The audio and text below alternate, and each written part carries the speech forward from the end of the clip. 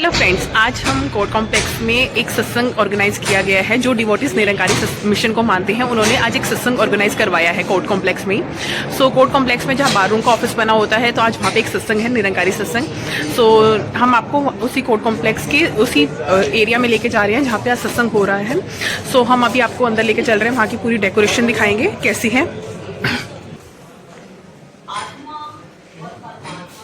जो advocates Nirankari mission को मानते हैं उन्होंने ये आज सत्संग ऑर्गेनाइज कराया गया है। और वैसे निरंकारी मिशन का जो मेन ऑफिस है, जो मेन हेड है, वो है निरंकारी कॉलोनी जो बुराड़ी में स्थित है। एट प्रेजेंट सुदीक्षा माता जी बैठी हुई हैं। सुदीक्षा माता जी ही अभी एट प्रेजेंट निरंकारी मिशन को चलाती हैं। आज हम कोर्ट कॉम्प्लेक्स में उन्हीं का ही सत्संग अटेंड कर रहे हैं। तो आज निरंकारी मंडल से महात्मा लोग आए हुए हैं जो यहाँ पे प्रवचन देंगे। सबसे पहले यहाँ पे भजन होंगे और उसके बाद जो निरंकारी मंडल से महात्मा जी आए हुए हैं वो अपने प्रवचन देंगे और यहाँ पे आज सत्संग कंप्लीट होगा। अभी हम उसी सत्संग के लिए यहाँ पे हैं और मैं आपको कॉम्प्लेक्स दिखाती हूँ जहाँ पर सत्संग हो रहा है, वहाँ की डेकोरेशन। हम अक्सर अपने जीवन में देखते हैं कि किसी भी पशु को, किसी भी पक्षी को ये चेतावनी नहीं दी जाती कि अरे ए पशु, तू पशु बन जा, तू पशु क्यों नहीं बनता। लेकिन इंसान को अक्सर ये चेतावनी देते हुए सुना है कि ए इंसान, तू इंसान बन जा, तू पशु मत बन।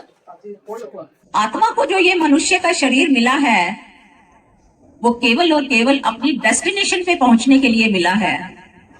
And we don't know what is the destination of soul. हकीकत यह है कि हमें मालूम ही नहीं है कि आत्मा की इस जर्नी के अंदर इसका डेस्टिनेशन क्या, कहां है, इसकी मंजिल कहां है। ये चेतावनी हमें महात्माओं से मिलती है।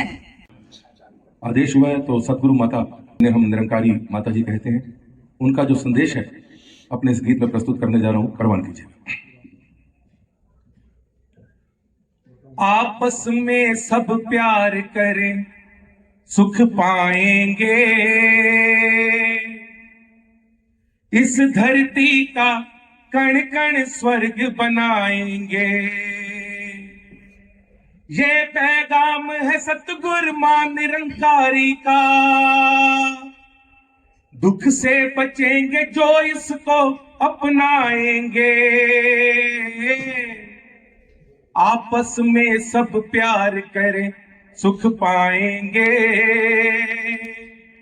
इस धरती का कण कण स्वर्ग बनाएंगे।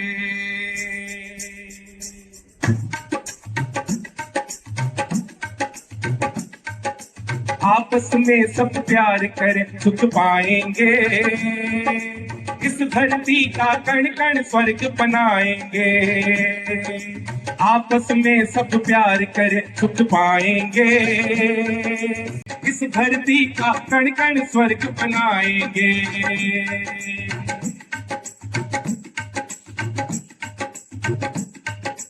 तू सुखी होना अगर चाहता है ए बंदे, गैरत नफरत के सारे छोड़ दे धंधे। तू सुखी होना अगर चाहता है ए बंदे, गैरत नफरत के सारे छोड़ दे धंधे। प्यार की तालीम ले गीता कुरान से, बापू मोमी प्यार कर तू हर इंसान से, मानेंगे। थैंक यू अश्विन जी, और आप सभी सज्जनों का बहुत बहुत धन्यवाद जो आप सबने इस प्रोग्राम में शामिल होकर इसकी शोभा बढ़ाई। बहुत देर से हम लोग सुन रहे हैं आध्यात्म की बात। बहन जी आत्मा के विषय में बात कर रहे थे, अभी आपने भजन भी सुना, उसमें कहीं प्यार की बात हुई। और टॉपिक भी आज है कि हमारे जीवन में आध्यात्म का क्या रोल है। जब भी कहीं बात चलती है तो ये निकल के आता है कि आध्यात्म का रोल कहीं प्रार्थना कर लेना, किसी धर्म स्थल पे हाथ जोड़ लेना, कुछ सेवा कर देना, काफी है। मैं थोड़ा सा और आगे बढ़ूंगा। और आपसे तो कोई बात छुपी नहीं है, इस दुनिया में हो क्या रहा है और बाद में जाते जाते माँ बाप की प्रॉपर्टी तक, किस हद तक हस्बैंड वाइफ के बीच में क्या है वो भी आप देख रहे हैं। तो जीवन की ये यात्रा आध्यात्म होता जा रहा है, माया बढ़ती जा रही है। अब सवाल उठता है कि इस समय में क्या यह संभव है कि आध्यात्म का जीवन में आगमन हो जाए? विनोद बोहरा जी जो आज हमारे दरमियान में हैं, ये senior manager from bank retired हैं और साथ ही साथ ये बहुत सी सेवाएं संत निरंकारी मिशन में भी निभा रहे हैं। तो इन्हीं से फिर हम गुजारिश करेंगे कि वो इस विषय पर प्रकाश डालेंगे। Now we have to listen. आप सभी महानुभावों को श्रद्धापूर्वक मेरा नमन नमस्कार प्रणाम हो। जो ये टॉपिक आपने रखा है आज का, the role of spirituality in human life, दो बातें हैं इसमें, एक तो ह्यूमन लाइफ है, दूसरा रोल ऑफ स्पिरिचुअलिटी है। पहले हम ये समझ लेते हैं कि ह्यूमन लाइफ है क्या। हम सभी ह्यूमन बींग्स यहाँ बैठे हैं और हर कोई यही मानता है कि I am a human being. परमात्मा नजर नहीं आता, दिखाई नहीं देता। कहते अंधे तो आजकल आप सभी जानते हैं, टीवी मीडिया पर कितना दिखाते हैं। पीएचडी की डिग्री हासिल कर लेते हैं, एमए बीए म्यूजिक की और ट्रेड में कितना कितना कुछ कर लेते हैं, कितने कितने इंटेलिजेंस उनके अंदर होती है, परंतु कहते हैं कि वो अंधे हैं जिनको इतना नजदीक होते हुए भी खुदा परमात्मा अपना हरि नजर नहीं आता, अपना मालिक प्रभु नजर नहीं आता। जितना करीब खुदा है मेरे, उतना करीब न कोई, लेकिन नजर उन्हीं को आए जिन पे रहमत हुए, जिनके ऊपर गुरु की कृपा हो जाती है। कबीर साहब भी कह रहे, कबीर एक न जाने हो बहुत जाने क्या हुए, एक से बहुत होता है बहुत से एक ना हुए। मैंने बहुत कुछ जान लिया, बहुत पढ़ाइयां, कितनी डिग्रियां मैं अपने नाम के साथ लगा लेता हूं। मैंने ये किया, इसमें पोस्ट ग्रेजुएशन करी, इसमें पीएचडी करी, इसमें एमफिल करी, इतने नहीं पहचान सकता। लो मैं तुझे दिव्य चक्षु ज्ञान नेत्र दिव्य दृष्टि प्रदान करता हूं, जिससे तू मेरे विराट स्वरूप।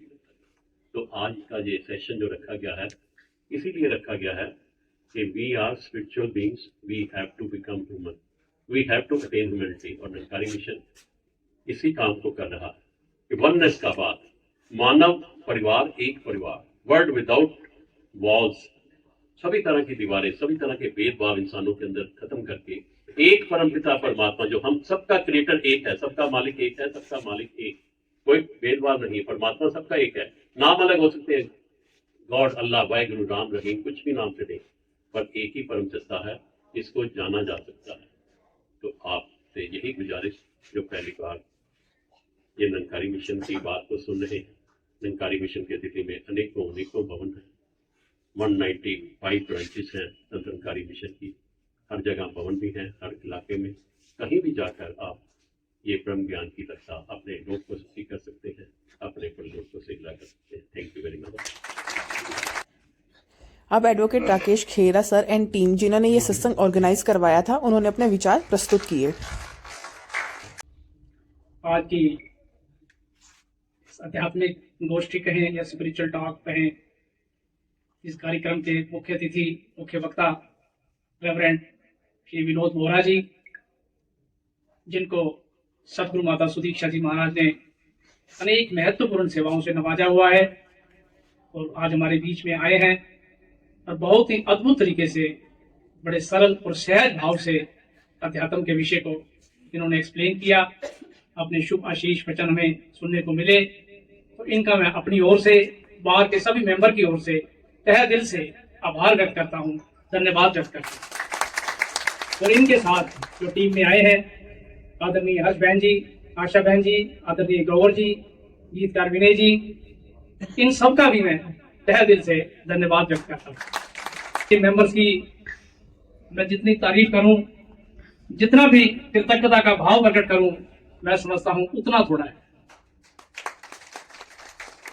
इतने सारे वकीलों का शॉर्ट नोटिस पे इकट्ठे होना और आप सब ने बड़े धैर्य से, बड़ी कंसंट्रेशन से इस कार्यक्रम को आपने सुना है, तो मैं आपके प्रति कृतज्ञता का भाव प्रकट करता हूं, आपका धन्यवाद करता हूं, दिल की गहराइयों से शुक्रिया करता हूं और उम्मीद करता हूं कि आगे भी आप अपना सहयोग इसी प्रकार देते रहेंगे।